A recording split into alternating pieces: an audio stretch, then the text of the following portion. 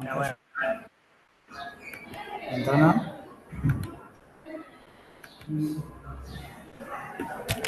listo, perfecto. Me siento listo. Bueno, vamos a arrancar. Hola, gente. Mi nombre es José, porque muchos no son alumnos míos en el laboratorio. ¿Sí? La clase de hoy va a ser de poliadenopatía. ¿Sí? Esto no es más que clase, va a ser una hoja de ruta. Todo esto va a quedar cargado. Yo no le voy a dar mucha bolilla a las diapositivas, porque más o menos es una guía de lo que ustedes tendrían que ir a leer, porque poliadenopatías es un tema muy gigante, porque es un tema que es un motivo de consulta muy frecuente de muchas enfermedades. Entonces, ustedes van a estar medio cheque, leo AR, leo lupus, leo mononucleosis, leo linfoma. Entonces, esto va a ser una hoja de ruta para lo que nosotros creemos que es importante en este momento de la facultad que están transitando. ¿Sí? Lo primero que tenemos que saber es por qué es importante que demos poliadenopatía. Poliadenopatía es un motivo de consulta muy frecuente, ya sea en una demanda espontánea, en un consultorio programado o incluso en una guardia de internación cuando ya el paciente ingresa muy avanzado con la enfermedad que trae. ¿Sí? Y lo interesante de esto es que un montón de etiologías pueden debutar con poliadenopatías. ¿Sí? Entonces, por eso es importante saber cómo encararlo. Al finalizar la semana, ¿no? Esta clase, la semana, porque mañana vamos a tener laboratorio de esto y después en campo posiblemente en algún momento vayan a ver a un paciente con poliadenopatías, el objetivo es esto. Primero es que ustedes puedan caracterizar semiológicamente las adenopatías, porque de acuerdo a eso uno puede orientar las posibles causas. Siempre hay que globalizar algo muy, muy grosero. Causas infecciosas, causas tumorales, causas inmunológicas, ¿sí? Eso, la semiología nos aporta algunas cositas como para ir orientando de entrada, bueno, este paciente me orienta un poquito más a que es algo tumoral que algo infeccioso. Ya lo vamos a ver más adelante, ¿sí? Sabiendo eso, tenemos que saber las principales etiologías. ¿Para qué? Para hacer los diagnósticos presuntivos y diferenciales de acuerdo. Y de acuerdo a lo que nosotros pensamos son los exámenes complementarios que vamos a pedir. Y de acuerdo a eso también la interpretación. Si sabemos, no sabemos pedir pero no sabemos interpretarlo, estamos lo mismo que nada. Así que ese es el objetivo, que al final de esta semana ustedes tengan una aproximación a esto. Esto para recordar, ustedes lo tienen mucho más fresco que yo. Si ustedes vienen cursando anatomía, fisiología, ustedes saben lo que son las adenopatías, cuál es el mecanismo, por qué las tenemos, por qué siempre los ganglios son algo fisiológico, ¿viste? Muy clásico que el paciente te venga y diga, estoy preocupado porque tengo un bulto acá, un ganglio, una adenopatía, está bien, no hay problema. El tema es ver cuándo es una adenopatía o una adenomegalia, cuándo está aumentado, ¿sí? Eso es bien característico, en todos los libros de semiología lo van a leer. Cuando es más de 1 centímetro en cualquier cadena ganglionar, salvo en los inguinales, que de 2 centímetros, uno dice, bueno, sí, este ganglio está aumentado de tamaño. Siguiente paso, ¿por qué está aumentado de tamaño? ¿Sí? Y una forma interesante de clasificarla, que lo vamos a ver más adelante, es, bueno, es superficial, porque tenemos ganglios superficiales, tenemos ganglios profundos, es localizado, el paciente viene por algo localizado o viene por algo generalizado, ¿tiene o no tiene síntomas constitucionales acompañantes? Son todas las preguntas que uno rápidamente se tiene que hacer ante un paciente en la consulta que te viene por bultos en el cuello, bultos en la axila o donde sea. Rápidamente, esto es fisiopatología, ¿sí? Que es lo que uno tiene que pensar cuando viene un paciente con poliadenopatías. Ingreso a un paciente con poliadenopatías cervicales, submaxilares, donde sea, y uno tiene que decir, bueno, esto es algo normal, ¿sí? Es fisiológico, es por un proceso infeccioso y es un mecanismo de defensa que tiene el cuerpo para este cuadro clínico. Es una infiltración tumoral, una metástasis de un tumor sólido que invadió los ganglios. Lo otro es que sea una patología propia del ganglio tumoral, que sea un linfoma, los famosos linfomas. Y los otros pueden ser esa es la quinta causa más rara, si es por infiltración por enfermedades de depósito. Pero rápidamente uno tiene que decir, bueno, ¿cuál es la función de los ganglios? Un mecanismo de defensa. Listo, ¿mecanismo de defensa para qué? Para infecciones, para tumores, es una patología propia del ganglio, etc. Y ahí entran todas las preguntas que ustedes tienen que hacerle al paciente. Y en eso nos vamos a focalizar mucho mañana en el laboratorio de habilidades. ¿Sí? ¿Qué preguntarle a un paciente cuando viene por esto? Esto un poquito más o menos ya lo dije, como para las clasificaciones se tienen que servir a ustedes. Si a ustedes esto no les sirve, no lo van a aprender, no lo aprendan. Esto es para más o menos pararse delante del paciente y decir, bueno, ¿cómo encargo esto?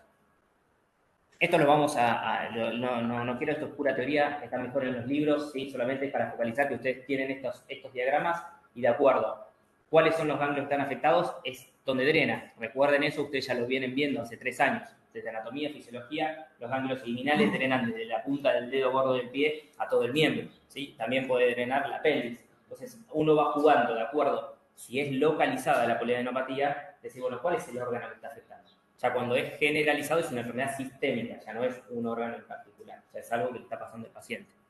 Lo vamos a pasar muy rápido porque si no... Esto es lo de semiología, es lo más importante. ¿Sí? ¿Cómo caracterizamos un ganglio como para ya rápidamente decir, mira, esto es tumoral? ¿Qué tumor? Bueno, vamos a estudiarlo. ¿Sí? O esto es infeccioso. ¿Qué infección? ¿Virus, parásito, bacterias? Bueno, lo vemos después, pero por lo menos grandes pantallazos para ver a dónde estamos parados. Y este es el cuadrito. A ver, característicamente, siempre cuando uno habla de poliadenopatías, cuando el paciente entra con ganglios y preocupado, es una tranquilidad para nosotros. Eso es como algo que siempre hablamos nosotros. ¿Por qué? Porque el paciente viene porque le duele. Che, me salió esto y me duele. Y por lo general lo doloroso es infeccioso. Por lo general, mononucleosis, una faringoamigdalitis tóxica, cuando estamos hablando de ganglios submaxilares. Cuando hablamos de ganglios inguinales, es una enfermedad de transmisión sexual, gonococo, clamidia, sífilis, lo que sea. ¿Tá? Pero el paciente entra muy preocupado y eso es un alivio para nosotros. Es un concepto interesante a tener en cuenta, porque son dolorosas. Vean que las otras ya no lo son. ¿Tá? Las tumorales no duelen por lo general. ¿Sí? Consistencias. En infecciones, por lo general, son consistencias blandas. Distinto es lo tumoral. Duropétrea, duroelástica. ¿Sí? Por lo general,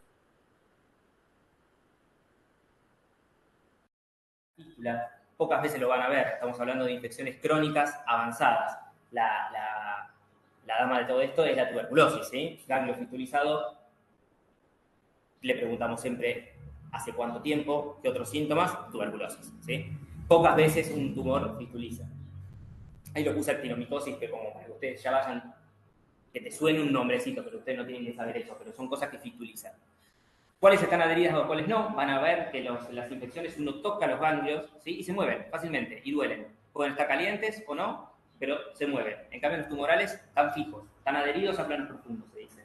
Eso con la cancha, cada vez que vayan viendo un paciente se van a dar cuenta. Por lo menos ya en la cabeza ya tienen que ir diciendo, bueno, ¿qué esperaría encontrar si el paciente tiene un linfoma? ¿Sí? Tienen que ir jugando ustedes con eso.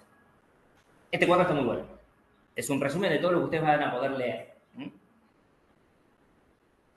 Causas. Esto lo dejé, una memotecnia de Luis, el Miami, porque son todas las causas. Miren todo lo que es poliadenopatías. ¿Nosotros queremos que ustedes sepan eso hoy? No. ¿Sí? Lo que pretendemos es que ustedes ya, por la semiología, se tiren en qué cuadrito cae su paciente. ¿Sí? ¿Es infeccioso? ¿Es tumoral? ¿Me tengo que preocupar? ¿Sí? ¿Me tengo que ocupar? ¿Ya lo tengo que dejar internado? ¿No? Bueno, todo eso es de acuerdo a dónde cae el paciente en esto. El siguiente es más o menos lo mismo, pero un poquito más lindo porque tiene colores. Pero es lo mismo que el anterior, ¿sí? Te dice las causas infecciosas, las neoplasias, las granulomatosas, las enfermedades autoinmunes. Hoy el paradigma de ustedes que tienen que llevarse es linfomas y mononucleosis, por prevalencia, nada más. ¿Tá? Después, en el resto de su vida, se van a topar con alguno de estos, con otras tal vez no, de acuerdo a lo que vayan a hacer. Pero vean todo porque es importante, ¿no? Poliadenopatías, no es un temita, sino más. Bueno, ya entramos en la patología, ¿sí? Linfomas. Clásicamente, los linfomas se subdividen en dos, Hodgkin o no Hodgkin, que son los que tienen o no las células de Redstein, o Stimen, ahora lo vamos a ver, nunca me aprendí ese nombre. Vean lo importante que es aprenderse los nombres propios, ¿no? Es una importancia. Pero bueno, esa es la definición, es una proliferación monoclonal o de células malignas del ganglio. Lo interesante, a ver, los diagnósticos, ya vamos a llegar a la parte de diagnóstico, pero el diagnóstico de un linfoma puede ser una sospecha clínica, pero siempre va a ser biopsia. Por más que nosotros le pidamos un montón de exámenes complementarios para ponerle el título, ¿sí? El nombre y apellido del linfoma es con anatomía patológica, porque de acuerdo a la subvariedad y un montón de tipos, el hematólogo va a elegir la quimioterapia necesaria. Pero bueno, uno puede ya saber por la presentación clínica decir, y este parece más Hodgkin. ¿Por qué diría eso? Bueno, esto, porque rara vez afecta al tejido extraganglionar, ¿sí? Por lo general va avanzando de cadenas contiguas y no se salta, no empieza con cervical y también tiene inguinal. Por lo general va afectando cadenas que van una parejita a la otra. Pero bueno, como ahí lo dice bien claro, el diagnóstico es por biopsia y la etiología muchas veces no se sabe. Hay algunos virus, de acuerdo a qué linfoma sea, hay algunos virus que pueden predisponer. Por ejemplo, el virus de Steinbach o el VIH también es otro de los virus que son oncológicos. Clasificación, esta es más o menos porque nos marca el pronóstico, ¿sí? En los clásicos, por lo general el escleronodular, que es el más frecuente, es el más favorable, ¿sí? Y el más malo, que estos... ¿Dejar de compartir? No. No, pero porque, se puede sacar. ¿cómo saco ya? Buenísimo, porque quería llegar a eso. La depresión linfocitaria, sí que es la causa más infrecuente del linfoma, es el más agresivo. Pero bueno, van a ver, esto es una clasificación fácil porque son 4 nombrecitos y una vez que uno está empapado en el tema se lo va acordando, ¿sí? Clonodura, linfocitaria mixta. Manifestaciones clínicas, acá llegó lo bueno de clínica médica. ¿Cómo viene el paciente? Si viene solamente por bultos, no, ¿sí? Entonces ustedes rápidamente tienen que saber que viene por síntomas sistémicos propios del linfoma, o sea, el linfoma te lo va a dar. ¿Y cuáles son? Es la fiebre, es la sudoración nocturna, es el prurito, o son síndromes paraneoplásicos. Por lo general, los síndromes paraneoplásicos por lo general se manifiestan de forma neurológica, ¿sí? Pero estos son los llamados síntomas B del linfoma, ¿sí? Fiebre, sudoración profusa, muy pocas cosas dan sudoración profusa. Ustedes ya vayan agarrando esos tips. ¿Qué cosas te hacen transpirar? Que el paciente viene y te dice, me empapé de la cama. Tuberculosis, linfoma, ¿sí? Y una cosita de especialidad, brucelosis, ¿sí? Que tiene una característica de sudoración y también es una causa de polianopatía, fiebre y sudoración, ¿tá? Pero ya en un contexto epidemiológico no lo vemos acá en las ciudades, ¿sí?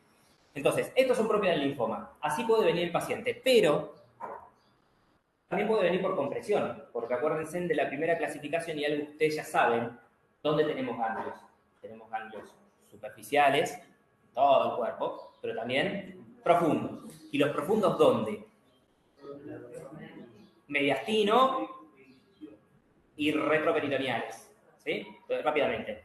Si son profundos la cosa, ya sabiendo anatomía, que ustedes saben mucho más anatomía que Luisito y yo, ya van a saber, bueno, si yo tengo una masa en el mediastino, ¿qué pasa con el mediastino? Tienen un órgano que pasa. Sí, un órgano. Esófago, dijeron esófago. Entonces, ¿qué va a tener? ¿Qué síntoma va a tener si se comprime el esófago? Disfagia. Entonces, el paciente viene por disfagia. No una disfagia aguda, es una disfagia subaguda, crónica, con... ¿Qué otra cosa pasa por el mediastino? Tráquea. Entonces, ¿qué va a tener? Estridor, tos seca, disnea, obstrucción. ¿Qué más pasa? No quedan muchas más.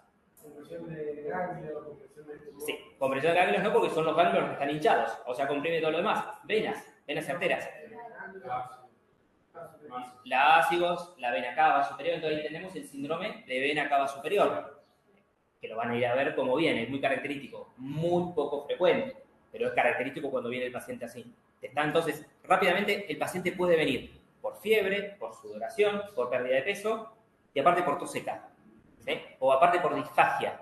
Entonces, ¿cómo asocia todo esto? Bueno, los ganglios donde están hinchados, ¿tá? Por lo general, estos pacientes también tienen ganglios supraclaviculares y en otros lados que te hacen sospechar que esos síntomas, que no son propios del linfoma, son por una complicación. Y eso es mediastino. Y ahora en retroperitoneo, ahí está un poco más difícil, porque es retroperitoneo, no es peritoneal. Por lo general es por dolor, se manifiestan por dolor. Y otra vez es por los ganglios intraabdominales. Algo que puede pasar es una compresión de estructuras huecas. Una de ellas es el colédoco. ¿Y cómo entraría un paciente cuando...? Esto ya lo sabemos porque ya lo vimos. Si el colédoco está tapado, ¿qué pasa? Ahora estás, ictericia. Entonces el paciente viene con fiebre, sudoración nocturna, pérdida de peso, ictericia. Digo, si esto es una hepatitis B. No, la hepatitis B no pierde peso, ¿sí? Entonces voy a decir, bueno, ojo, puede haber algo adentro que esté comprimiendo. Y eso es una manifestación del linfoma. Y no es esto que tenemos acá, la fiebre de Pellstein. Nombre propio, nada. Es en camello. Eso es porque los pacientes característicos hacen fiebre 3, 4, 7 días, dejan de hacer fiebre 3, 4, 7 días. Después vuelven, es característico, no hacen fiebre todos los días. Es intermitente. Y lo otro y lo tercero, que también es interesante porque lo vemos ya en internados, es la invasión de la médula ósea, ¿sí? Ya esto más bien es en los no Hodgkin, que son más agresivos. Entonces, creo que ya vimos algo de esto. No, sí, anemia lo vieron la otra semana. Si invade la médula ósea, es la fábrica de las 3 células, ¿y cuáles son las 3 células que fabrican la médula ósea? Rojo, blanco, plaquetas. Entonces, si lo invade, las 3 pueden estar, pancitopenia. No, aumentadas no tanto, van a estar porque es invasión, entonces van a tener un síndrome anémico y el paciente va a tener el síndrome anémico que ya lo vieron en la otra semana. Si tiene plaquetas bajas, ¿qué le pasa al paciente? Un síndrome hemorragíparo. Y si tiene las defensas bajas, infecciones. Infecciones. Tal vez no son oportunistas porque es un tipo de... ya ahí nos metemos en un tema más delicado porque hay defensa para todo tipo. Estos serían infecciones bacterianas principalmente. La famosa neutropenia febril. El paciente tiene muy bajo y entra con fiebre, una urgencia. Entonces vean como una cosa que puede ser una pavada, una polineopatía en una mononucleosis, ojo, cuando invade médula ósea, porque no es una mononucleosis, es otra cosa, el paciente entra ya de guardia. Por eso retomemos el inicio de la clase, esto lo ven en consultorio programado, en demanda espontánea y en guardia. Poliadenopatía. ¿Está? Muy importante. El diagnóstico lo vamos a dejar para después, porque es lo mismo que para el no-Hodgkin. Una cosita, lo van a leer, cosas de mal pronóstico, lo vamos a pasar, no quiero abordar acá. Linfoma de no-Hodgkin, acá tenemos el nombre propio, Red Steinberg, ¿sí? Tenemos un montón de cosas de linfoma no-Hodgkin. Lo interesante es que no solo el Hodgkin va a afectar ganglios, esto también es extranodal, ¿sí? Y tenemos linfomas no-Hodgkin que afectan mucosas, ¿sí? Entonces van a tener linfomas, ¿dónde hay mucosas? En la boca, o sea, en el respiratorio, ¿sí? Y ahí lo tenemos, el VAL, el intestino, GAL, todo tiene cosas, ¿sí? En la piel, sal, no importa. Tienen que saber esto, que el linfoma no-Hodgkin se va a extranodal, más que el Hodgkin, ¿está? Entonces pueden ser, incluso algunos pacientes entran con síntomas constitucionales y algunas lesiones cutáneas que no quedan muy claro, que no es una urticaria porque aparte tiene síntomas constitucionales. Hago mucho hincapié en esto. Vean que todo esto se acompaña de algo más. No es un ganglio nada más el paciente. Es algo más. ¿Es un cuadro agudo o es un cuadro crónico? ¿Es fiebre o no fiebre? ¿Es pérdida de peso o no pérdida de peso? Entonces, esto por lo general son síntomas constitucionales, lesiones cutáneas. Pues sí, ¿qué pasa? Biopsia nos termina dando el diagnóstico. ¿Está? Lo vamos a pasar, esto es porque de acuerdo a las células hay B, T y natural killer para ver cuáles son y así se clasifican. Esto es muy fácil y es lo que van a ver rápido. Hay pacientes con linfomas que tienen un curso más lento, más benigno, y hay otros que rápidamente tienen un mal pronóstico. Imagínense que si un linfoma afecta extranodal la médula ósea, ¿sí? Y el paciente entra con un síndrome de hemorragia pero no se lo puede parar, se muere. El paciente entra con una neutropenia febril, una infección, no tiene defensa, tardamos en hacer el diagnóstico con antibióticos, se muere. Entonces, ¿ese linfoma va a ser más agresivo? Obviamente que sí. ¿Está? Tienen un abanico enorme de linfoma, de los más buenos a los más graves. ¿Esos porcentajes son porcentajes de presentación, de malignidad o...? De comportamiento. O sea, los linfomas de células B tienen un 50% de su presentación, o de todo el linfoma, es más benigno, ¿sí? Esta es la diferenciación, ya la estuvimos diciendo. ¿Quiénes afectan extranodal? ¿Sí? Más el linfoma no Hodgkin. ¿Cuáles son adyacentes? Más el linfoma de Hodgkin. ¿Sí? Esto después lo van a leer y lo van a leer mucho mejor del libro. ¿Sí? Y van a terminar sabiendo más que nosotros de esto. Y esto es lo mismo, cómo poder diferenciar. Pero nadie le va a decir, che, ¿y ustedes qué piensan? ¿Es Hodgkin o no es Hodgkin? Para eso está la biopsia. No tiene sentido que ustedes pierden tiempo, memorizan cosas que en una semana se van a olvidar. Y que nosotros tampoco lo sabemos. Y si no lo sabemos y manejamos esto, bueno, no es necesario.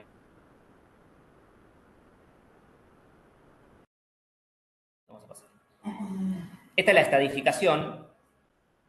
Esto es para que vean todo lo que va afectando, ¿sí? Cuando es un estadio 1 es solamente un grupo ganglionar, el estadio 2 son varios pero por arriba del diafragma, el estadio 3 es por arriba del diafragma y debajo del diafragma, y el estadio 4 es porque invade cualquier otro órgano que no sea el vaso, el hígado, médula ósea, bla, bla, bla. ¿Para qué sirve? Es pronóstico.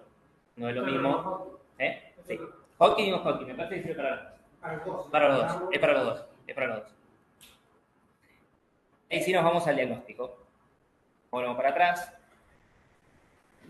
El diagnóstico. Diagnóstico etiológico, biopsia, ya está, se lo llevan tatuado en la piel. No hay forma, no hay otra forma. Nadie puede venir a vos y decir, esto es un linfoma de células B grandes. ¿Cómo mierda sabes? No podés saber, tenés que hacer una biopsia. Hay pacientes, y hay una de sus pacientes HIV, S3, bueno, uno puede decir, por prevalencia, pero si no es imposible. Así que, ¿cómo hacen el diagnóstico del linfoma? Biopsia, ya está, se acabó. Pero para llegar a que el paciente pueda tener un linfoma, no todo ganglio es linfoma. Tenemos que pedir estudios complementarios que nos aproximen al cuadro clínico. Y eso va a ser puramente de acuerdo a las preguntas que ustedes le vayan a formular a un paciente que ingresa por bultos. Y eso lo vamos a charlar mañana en el taller de habilidades. ¿Sí? Van a tener 2 escenarios distintos, distintas cosas, y ustedes van a ver qué le tienen que preguntar a ese paciente para llegar al diagnóstico. ¿Está? Pero después de hacer una anamnesis perfecta que le van a hacer mañana y un examen físico también perfecto que van a hacer mañana, usted llega a este momento. Escribir, ¿qué le pido al paciente? ¿Sí? Entonces, ahí va a ser de acuerdo a los síntomas. Si el paciente viene con síntomas compresivos mediastinales, por lo menos una placa o una tomografía, ya directamente va a ser una tomografía, ¿sí? ¿Con o sin contraste? ¿Qué se les ocurre? Con. Y era un 50-50, o sea, ya embocaste. Pero, ¿por qué con? Y para ver si tiene vascularización. Bien, perfecto. Tomografía de tórax, por lo general, para ver el pulmón es sin contraste, porque el pulmón no necesitamos que ver ni cómo se modifican las cosas con el contraste. Ahora, todas las estructuras que tiene el mediastino sí nos interesa ver si capta o no capta con contraste, o para poder diferenciarlas, porque una tomografía simple capaz que le errás un ganglio con un vaso, no lo podés ver, ¿sí? Entonces, para medir, perfecto, es con contraste, ¿sí? Pero eso a todos se le pide, y bueno, inicialmente a los que tienen síntomas compresivos. Después, si sospechamos un linfoma, por supuesto, para estadificación, la estadificación que acabo de mostrar, está por arriba o por abajo del diafragma, le vamos a pedir una tomografía de tórax y abdomen con contraste.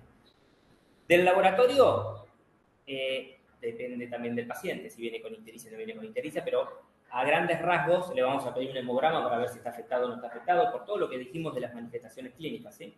Un hepatograma por si viene ictérico, ¿sí?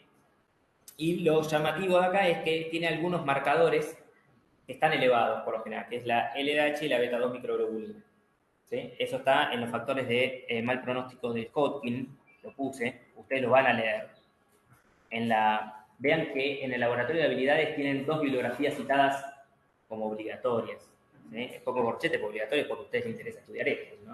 Esas 2, léanlas porque está muy bueno, resumido, y después con la optativa se van a meter más. Lo que le acabo de decir de los marcadores serológicos que están elevados en el linfoma están ahí, ¿está? Me parece que me fui. ¿Qué diferencia con el mieloma múltiple? Es otra enfermedad totalmente distinta. Es como decirte cuál es la diferencia con la leucemia, totalmente distinta. Es otra fisiopatología, es otro diagnóstico, es otra clínica. Sí. No nos vamos a meter en eso, es un territorio escabroso, pero sí, las leucemias, por lo general, son proliferación de glóbulos blancos, no de ganglios, ¿sí? Entonces el paciente te puede entrar con una leucocitosis excesiva, 50.000, 100.000 glóbulos blancos, y todos esos blastos se llaman. No son estructuralmente normales, ¿sí? Es otra cosa totalmente distinta. No lo vamos a abordar acá, seguramente en el próximo año, ¿está?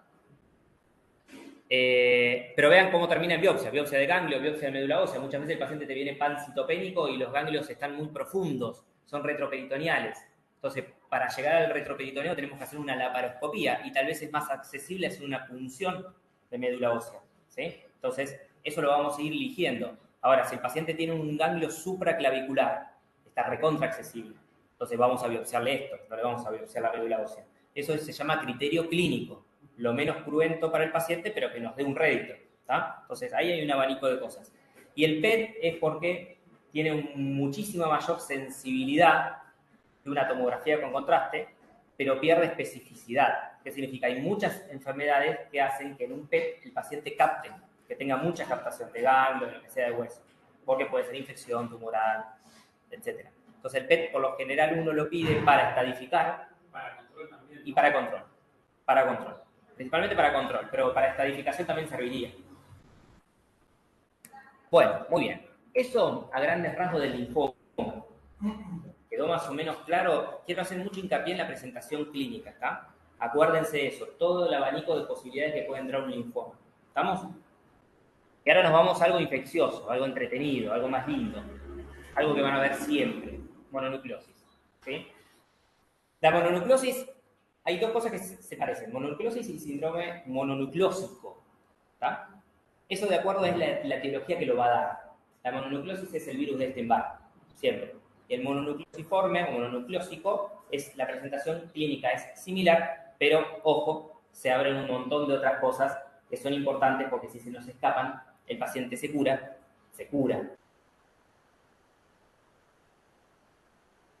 Es el agente etiológico de esto, ¿estamos?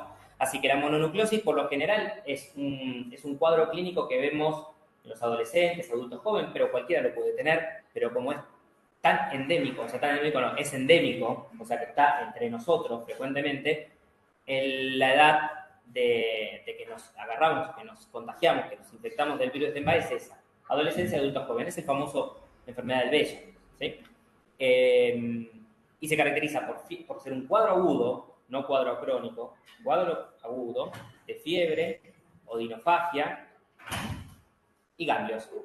Más o menos dolor abdominal si tienes plenomegalia. Pero esa es la característica.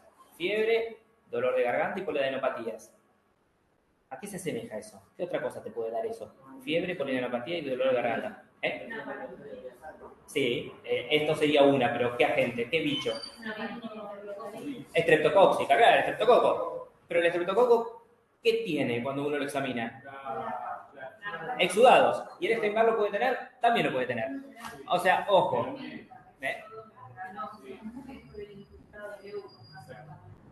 Bien, perfecto. A veces es unilateral o bilateral el estreptococo y es muy característico que no tiene ningún otro síntoma de vía aérea superior, el estreptococo.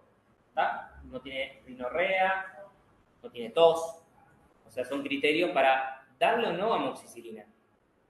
Parece una pavada, te vamos a dar la amoxicilina, se lo compran en la farmacia. Ojo, podemos hacer bastante daño al ecosistema. El ecosistema me habló que se hace resistente a las bacterias. ¿Está? Así que eso, un dato de color, el estreptococo es parecido, pero no es lo mismo. ¿Está? Hago hincapié en una cosita, dije que es agudo esto, pero ojo que el Epstein-Barr, la mononucleosis se puede cronificar. Hay niños o hay pacientes que están un mes entero haciendo fiebre. Un mes entero haciendo fiebre. Pero como ya tenemos el diagnóstico por laboratorio, nos quedamos tranquilos. Los papás no, pero nosotros nos quedamos tranquilos porque decimos, pará, ya va a dejar de hacer fiebre. ¿Es autolimitado? Es autolimitado, ¿sí? Alguno va a escuchar, no, yo le di que la eritromicina y se curó. Sí, bueno, se curó porque le tocaba curarse. No lleva antibióticos esto, ¿sí?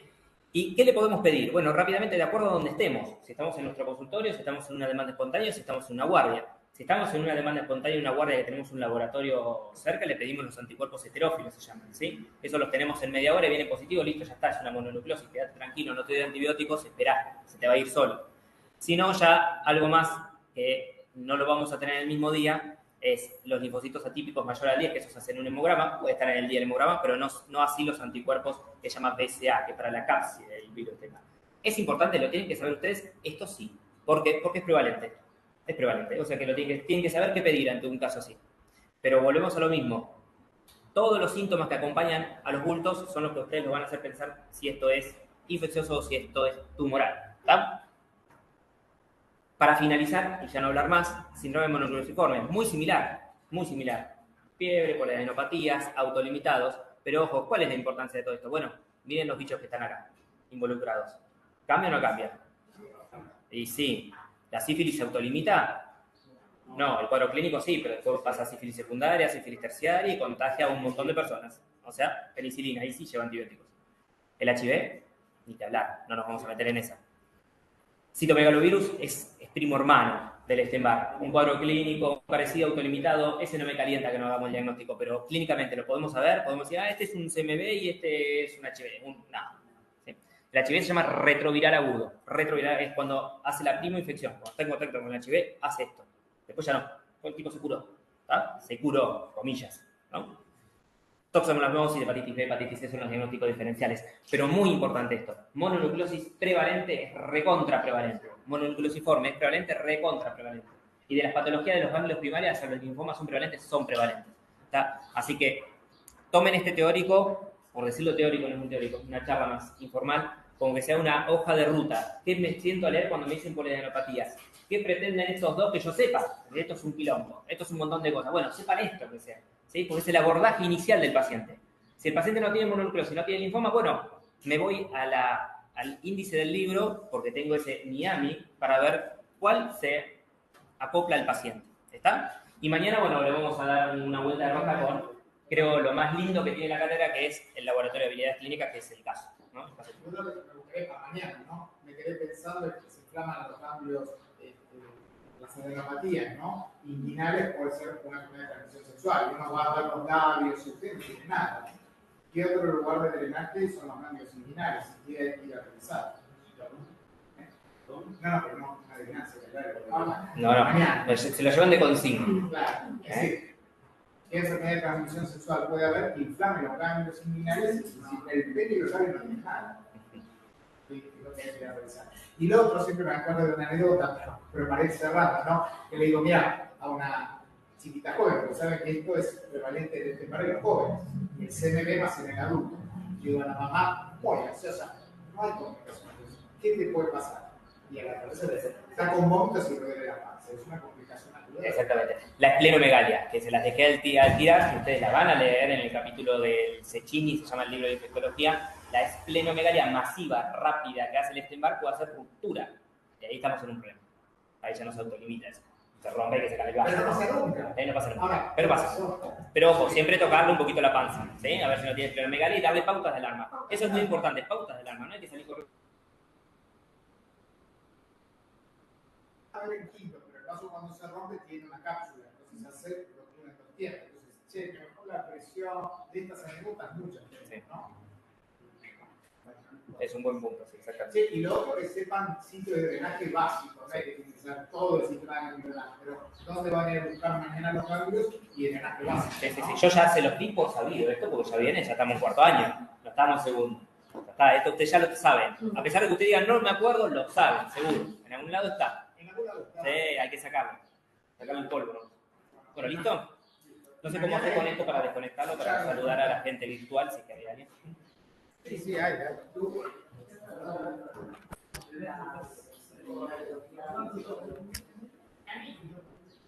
Sí, esto es.